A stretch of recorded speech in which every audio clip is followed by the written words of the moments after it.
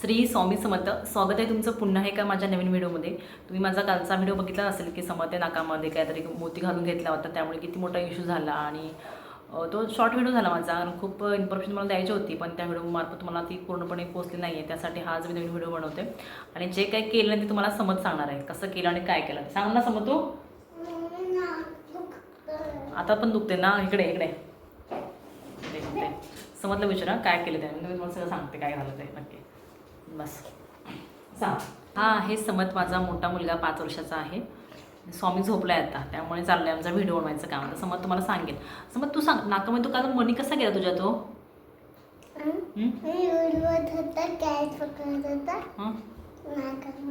आणि नंतर तू काढला कसं बाहेर?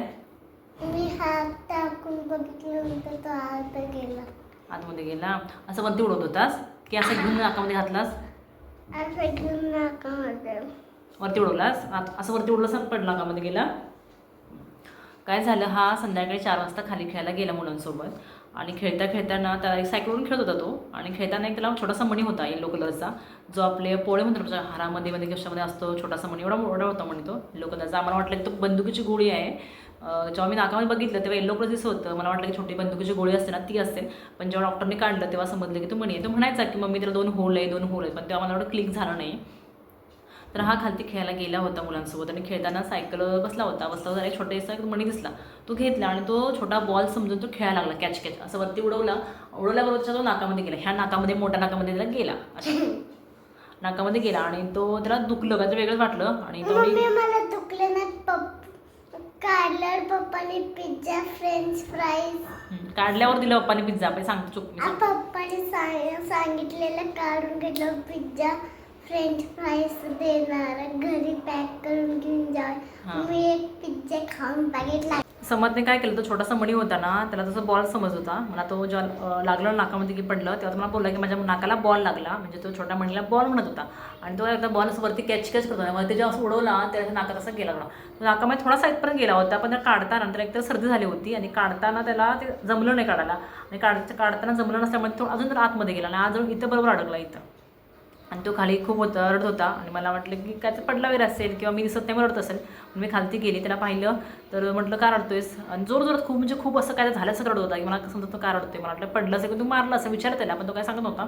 तर सांगितलं की मला बॉल लागला म्हणून. मला वाटलं की खेळतो ते बॉल लागला असेल. मी पण असं एवढं काय जास्त लक्ष दिलं नाही. नंतर खूप रडायला लागला. म्हणून विचारलं काय झालं, तर नाक वरती कर म्हटलं. तो मला नाकाला लागलं इथं वरती. म्हटलं रक्त वगैरे येत असेल, काय पडला असेल म्हणून. वरती बघितलं तर इथं छोटासा तो येलो कलरचा मणी होता, बरोबर इथं होता. पण तो अजिबात हात लावायला देत नव्हता आणि काहीच करायला देत नव्हता. त्यानंतर माझ्या शेजारच्या ताई वगैरे आहेत सगळ्या, त्यांना सांगितलं. त्या आल्या, त्यांनी मग तिला शिंकायला सांगितलं की एकदा नाक दाबलं हे कर. पण तो अजिबात कुणाचा हात लावून घेत नव्हता. खूप ट्राय केला आम्ही. चिमटा पण होता, त्या चिमट्यानं काढण्याचा प्रयत्न करत होतो, पण तो समजते अजिबात हात लावूनच घेतला नाही. अजिबात हात लावून एवढा रडत होता, एवढा घाबरलेला ना काय झालं म्हणून. आणि मला एक समजत नव्हतं की ते लहानपणापासून ना त्यानं कधीच, आता 5 वर्ष झाला, तो अजिबात कधी त्याच्या नाकात कधी किंवा कानामध्ये किंवा कशामध्ये तोंडामध्ये असं काही खाल्लं नाही की तो ते अडकलं नाही, काहीच नव्हतं.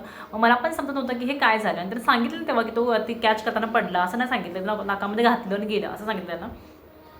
वरती कॅच करताना नाकामध्ये गेला खेळताना, हे त्यानं डॉक्टरने तेव्हा सांगितलं. तेव्हा मला समजलं किंवा माझा पण असाच गैरसमज होता की हे नाकामध्ये घातले. तर त्याला नाकामध्ये घातलं नव्हतं, त्यावरती असं अडकलं आणि ते आतमध्ये जाऊन बसतात. मुलं खेळतात, कशाने खेळतील काय होईल सांगता येत नाही. पण त्यानंतर आम्ही हे दुपारी 4 वाजता झालं. आम्ही त्याला 4:30 वाजता मी डॉक्टरकडे घेऊन गेले. मग घरात ट्राय करून बघत होता काढायचा, पण तो अजिबात पकडून घेत होता. हात 3-4 पकडलं होतं त्याला, पण तो अजिबात आम्हाला ऐकत नव्हता आणि काहीच रिस्पॉन्स देत नव्हता. मला तो कोऑपरेट करत नव्हता चांगलं. त्यामुळे काय घरी काढणं पॉसिबल नव्हतं. आम्ही काय घरी काढलं नाही, डॉक्टरकडे घेऊन गेले. तर आणि त्या टायमाला डॉक्टर पण नव्हते. एक होतं जनरल हॉस्पिटल, त्या हॉस्पिटलमध्ये मी घेऊन गेली. त्या डॉक्टरांनी पण त्याला ट्राय म्हणजे ते बोलले की बघूया. त्याने झोपवलं. जेव्हा त्याने झोपवलं ना, तो अजून पाठीमागे गेला. डॉक्टरांनी डॉक्टरला काय माहिती होतं की नाही काय माहिती, ENT स्पेशालिस्टकडे घेऊन गेली नव्हती मी, नॉर्मल डॉक्टरकडे घेऊन गेली जनरलकडे. तर तेव्हा मी ना झोपवल्यानंतर ना ते अजून थोडं आतमध्ये गेला. झोपल्यानंतर अजून थोडं आतमध्ये, तेव्हा पण डॉक्टर समजते, त्यांना कोऑपरेट केलं नाही, तेव्हा पण काही झालं नाही. त्यानंतर ते बोलले की ENT स्पेशालिस्टकडे तुम्ही घेऊन जा. त्यानंतर मी घरी आले आणि त्यांना मी म्हणजे डॉक्टरांना फोन केला होता, एका फॅमिली डॉक्टर, त्यांना फोन केला. त्यांनी काय बोललं शिंका येतात, असं काहीतरी लिक्विड होते, शिंकणी शिंकणी म्हणतात त्याला, जसं आपलं तपकीर असते ना त्या टाईपमध्ये होतं तपकीर शिंकाचे. त्यांना ते काय तुम्ही त्या नाकामध्ये टाकते त्याला शिंका येतील. आणि ते पण आम्ही आणलं होतं, त्याला तेवढं काही ते स्ट्रॉंग होतं, नॉर्मल होतं, ते शिंका पण होत्या. त्याला तेवढं जर दिलं ना तर 2-3 शिंका यायच्या त्याला आणि थांबायचा. पण तो शिंका येताना कसं की नाक दाबायला पाहिजे होतो आणि हे असं करायला पाहिजे होतं यातून. पण तो अजिबात हातच लावून घेतो, फक्त शिंकत होता 2-3 शिंकला, पण तो त्यानं पण ते बाहेर पडला नाही. आणि त्याला सर्दी झाली होती, खूप सर्दी झाली होती आणि सर्दीमुळे तो आता जाम चिकटून राहिला, तो बाहेर तसा आला नाही. आता मी नंतर तो खूप रडून त्याला भूक लागली, झोप पण आली 5 वाजता 5:30 वाजता. त्याच्या पप्पांना फोन केले, पप्पा आले ते 6 वाजता ऑफिसवरून, पण तो डॉक्टरकडे जायच्या मनस्थितीमध्ये नव्हता. तर अजिबात म्हणत डॉक्टरकडे जाऊ नको. तरी पण आम्ही म्हणतो, पप्पा बोलले की ठीक आहे डॉक्टर जायचं नाही, आम्ही घरी काढून बघू, कारण जवळच होता, तो काढता येत होता, पण तो संबंध आम्हाला काढायला देत नव्हता. पप्पाने खूप समजावून सांगितलं त्याच्या, पण तो काही ऐकत नव्हता. त्यानंतर आम्ही डॉक्टरकडे घेऊन गेल्यानंतर डॉक्टरकडे थोडी रश होती त्यांनी त्या समोरचा मूड होता, रडून तो खूप थकला होता. कारण ते जसं बोलेल ना किंवा श्वास घेईन तेव्हा तो दुखत होता, इथं खूप दुखत होता आणि तो मग जास्त रडायला लागला. मग डॉक्टरकडे घेऊन गेलो. डॉक्टरला पण जायचं होतं, पण तो घरात काही करायला देता, एवढं रडत होता ना घरात, अजिबात तो आम्हाला हात लावायला देत होता. मला समजत होतं की आम्हाला की डॉक्टरना तो कोऑपरेट करेल की नाही. त्यामुळे आणि तो रडत होता ना एवढं, ते बघूनच मला वाटत होतं की डॉक्टरकडे नको, कारण डॉक्टर सिस्टर लोक असतात ते लक्ष म्हणजे एकदम त्याला पकडणार आणि तो घाबरणार, असं भीती वाटत होती माझ्या मनात. म्हणून मी म्हणते घरात ट्राय करून बघूया निघतो का, पण तो घरात काही निघाला नाही. आणि मग आम्ही हॉस्पिटलमध्ये त्याला घेऊन गेल्यानंतर 2-3 नंबर होते त्याचे. नंतर आमचा नंबर आला, डॉक्टरांनी जर बघितलं, डॉक्टर म्हटले की आतमध्येच गेलेला आहे. आणि काय घातलं ते मी स्वतः बघितलं नाही काय घातलं, तरी आम्हाला वाटलं बंदुकीची छोटी गोळीच असेल. डॉक्टरने सांगितलं, डॉक्टर काय म्हणाले, नाकाच्या पेक्षा ते मोठं झालं छोट्या माळाचं नाक छोटं असतं ना, तसं ते मणी तो मोठा झाला आणि तो बरोबर इथं जाऊन फसला होता. डॉक्टर म्हटलं की आता आतमध्ये थोडा गेला आहे, थोडं दिसत होतं डॉक्टरांना. डॉक्टर काय बोलले की मी ट्राय करते, बोलले की निघतं का. जर मी ट्राय केलं, जर तो निघाला नाही, आतमध्ये गेला पोटामध्ये, तर 3 दिवस तुम्हाला वेट करावं लागेल, तो शीमधून पडेल वगैरे बाहेर. आणि जर तो पडला नाही आणि मध्ये जर चिपकून राहिला तर तुम्हाला कॅमेऱ्यामधून ते म्हणजे इंडोस्कोपी वगैरे करून ते रोज चेक करावं लागेल पोटात, म्हणजे एकदम कॅमेरा घालणं आतमधून इंडोस्कोपी करून ते चेक करावं. ही प्रोसेस खूप मोठी होती आणि हे ऐकून आम्ही हिच्या पप्पा पण मी पण शॉक झालो की म्हटलं अरे काय झालं हे. आणि खूप टेन्शन होतं आम्हाला. मी तर फक्त असे स्वामी समर्थांना म्हणत होते, महाराजांना म्हणत होते महाराज काही पण होते लवकर निघू दे, एवढी मोठी प्रोसेस करायच नव्हती, कारण का हा अगोदरच घाबरला होता खूप आणि त्यामुळे अशी मोठी प्रोसेस करायची नव्हती. डॉक्टर जे सगळं सांगत होते ना ते ऐकून आम्ही दोघं पण खरंच खूप शॉकमध्ये येतो. हा तर रडायच्या मूड होते, कारण की झोप पण येत होती आणि हा एक शांत बसत नव्हता, अजिबात शांत बसत नव्हता, कारण की तो घाबरत होता की डॉक्टर मला काय करणार, कापणार काय. मग त्याला काय वाटत होतं डॉक्टर ह्या नाकामध्ये ड्रॉप टाकणार आणि ते निघणार असं ह्याचं म्हणत होतं. पण असं काही नाही, म्हणून होतं डॉक्टरकडे जाऊया किंवा नको जाऊया असं काय चांगलं होतायचं.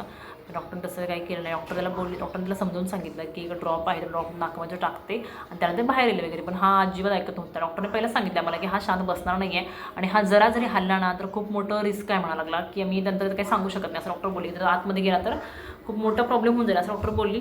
माझ्या पप्पांनी पण ह्याला समजावून सांगितलं. मग आता तुम्हाला बोललं ना की तुम्ही पिझ्झा मागितला, बर्गर मागितला, मग ह्याने सांगितलं, पण विचारलं काय पाहिजे, तर ह्यानं सांगितलं की मला पिझ्झा पाहिजे. काय पाहिजे तुला? Pizza, French fries. हां, फ्रेंच फ्राईज पाहिजे सांगितलं पप्पाने. म्हटलं चीजवाला पिझ्झा. हां, पनीरवाला पिझ्झा होता. पप्पाने सांगितलं गेला त्यात येतो म्हणून. ठीक आहे. पप्पाने त्या मॅडम लेडीज होत्या, त्यांनी काय म्हटलं तुमच्या मांडीवर घेऊन बसा. पप्पाच्या अशी घेऊन बसले याला आणि मी तर फुल घाबरली होती. मी त्या साईडला बसली, मी का पकडायला गेली नाही. त्यांच्या सिस्टरने डोळे बंद केला, काढलं. मग हा ते बघितलं ना इन्स्ट्रुमेंट त्याची, हा घाबरायला लागला की तिथं त्यांनी म्हणजे जर टॉर्च वगैरे लावतात ना, मग हा पूर्ण घाबरत होता परत. पण ते मॅडम बोलले की डोळे बंद कर, पण हा आमचा शाणा डोळे बंद करत होता, अजिबात डोळे बंद करत होता, डोळे पण ठेवून बघायचं होतं सगळं काहीतरी. मग पंड्याच्या डोळ्याचे बंद केले आणि असं मॅडम पकडलं आणि बघितलं आणि लगेच काढून टाकलं. त्याच्यामध्ये त्याचा स्पॅच्युला होता, एक स्पॅच्युला होता, इन्स्ट्रुमेंट होतं कुठलं एल साईजमध्ये, असं एल साईजमध्ये होतं. आणि ते असं हलवलं की लगेच तो बाहेर पडला. त्यामध्ये शेंबूड पण आलायचा ना.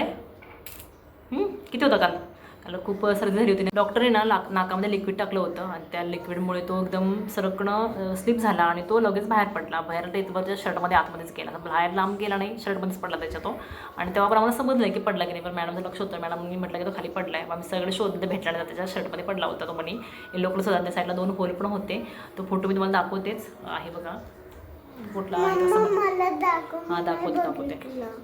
त्यानंतर थोडं नाकातून ब्लड येत होतं आणि ते नाक सुजलं होतं ना, कारण तो 4 वाजता तर लागलं होतं आणि 8:30 साडेवाजता तर मी हॉस्पिटलमध्ये घेऊन गेले, कारण पप्पाच्या ऑफिसला लवकर आले नव्हते आणि तेव्हा हॉस्पिटल ओपन पण झालं नव्हतं. मी त्याची अपॉइंटमेंट घेतली होती आणि त्याला नंतर काही त्रास नव्हता. जेव्हा लागलं होतं ना, तेव्हा आम्ही त्याला ट्राय करत होतो 5:30 वाजता, तेव्हा ह्याला दुखत होतं, पण नंतर दुखत कमी झालं. ते स्वतःच म्हणत होता की नंतर दुखत नाही आहे, त्यामुळे ते राहिलं तसंच. मग डॉक्टरकडे गेल्यानंतर डॉक्टरांचं काढलं, सगळं झालं, ब्लड येत होतं. मग डॉक्टरांनी त्याला सर्दीची औषध दिली, ड्रॉप दिली आणि सांगितलं की आता हा घाबरला आहे, म्हणजे याला ताप येणार. आणि तेव्हा त्याचं खरंच अंग खूप गरम झालेलं. जेव्हा मी हॉस्पिटलमध्ये येत होतो ना तेव्हा तो थरथर कापत होता. म्हणजे त्याच्या त्याला थंडी वाजत होती, खूप थंडी. तो फॅन पण लावायला देत नव्हता, लिफ्टमध्ये येत पण नव्हता, की म्हणत होता की मला थंडी खूप लागते. डॉक्टर बोलले की याला ताप येईल. मला पण वाटलं घाबरला ताप येईल, पण नाही. जेव्हा त्यानं खाऊ घेतलं, खाल्ला, तो फ्रेश होता. मग आल्यानंतर थोडं जेवला आणि झोपून गेला. पण डॉक्टर मला असं सांगतायत की तुम्ही घरात कोणतीही म्हणजे रेमेडी ट्राय करू नका. जसं की मी बोललो तुम्हाला नसल ड्रॉप टाकले आणि हे असतं सला इंजेक्शन असतं ना आपलं रिकाम इंजेक्शन, त्याच्यातून पाणी घालून परत काढण्याचा प्रयत्न केला, हवा मारली, याच्या काय काय खूप केलं. पण तसं तुम्ही करू नका. कारण डॉक्टरांचं मत असं आहे की मला पण असं सांगितलं होतं कोणी की त्याचं शिंक केलं की त्या शिंकेप्रमाणे बाहेर येतो. पण असं कधी होतं की जेव्हा आपण त्याच्या हे तपकीर वगैरे असते किंवा काही जर हे स्ट्रॉंग लिक्विड ज्याचा स्मेल घ्यायला देतो आणि तो कसं करतो मग काही मुलं श्वास घेताना तो मणी असेल तो आतमध्ये जातो. जे काय असेल ना ते आतमध्ये जातो पहिला, नंतर बाहेर पडतं. मग डॉक्टर म्हणतात जे आतमध्ये गेलं ना, जेव्हा आतमध्ये अडकलं ना ते ऑन दी स्पॉट म्हटलं तर श्वास बंद होतो. आणि तुम्ही असं करत ट्राय करू नका बोले. आणि तुम्हाला पण सांगते ही माझ्याकडून चुकी झाली आहे. मी पण असं ट्राय केलं आहे, पण तुम्हाला सांगते की तुम्ही अशा तुमच्या बाळासोबत ट्राय करू नका. किती पैसे राहू दे, किती खर्च होते, त्याला हॉस्पिटलमध्ये घेऊन जा. आणि मला तर आता हे 3,000 खर्च झाला. डॉक्टरने 2,500 घेतले काढायला हे 5 मिनटासाठी. 2 मिनटात पण काढलं त्याने, पण खर्च जाऊ ते पैसे गेल्याचं काय नाही वाटत. पण माझं बाळ चांगला आहे ते वाटाय. आणि त्याची ती जी मोठी ट्रीटमेंट होती ना ती नको होती मला, त्याने काढला. तर मग अशा लहान मुलांचे पराक्रम असतात, पण ते खूप लक्ष ठेवावं लागतं मुलांकडे. हे अजिबात ऐकत मुलं आणि कधी काय झालं काय माहिती आहे. तुम्ही पण तुमच्या मुलांची काळजी घ्या. आणि काही झालं तरी घरामध्ये काहीही काय रेमेडी ट्राय करू नका. स्पेशली नाकात दिले की नाकात जर एकदम अडकलं जाऊन ना की बाळा श्वास थांबतो येतच त्यांचा आणि काही होऊ शकतं. त्यामुळे अशा रेमेडी घरी ट्राय करू नका. हो मम्मी हे बघ, असं केलं आत गळ्यामध्ये, हां सगळं आतमध्ये जातं, नंतर गळा हां नंतर कापते. गळा कापतात. सांगतो स्वतः डॉक्टरने सांगितलं ना त्याला सगळं गळा कापायचा काय करायचं त्यामुळे तसं बोलतो. चला तर मग आजचा व्हिडिओ मी इथंच थांबवते. आणि तुम्ही पण तुमच्या मुलांची काळजी घ्या. व्हिडिओ आवडल्यास लाईक करा. चलो bye bye bye, see you Tata.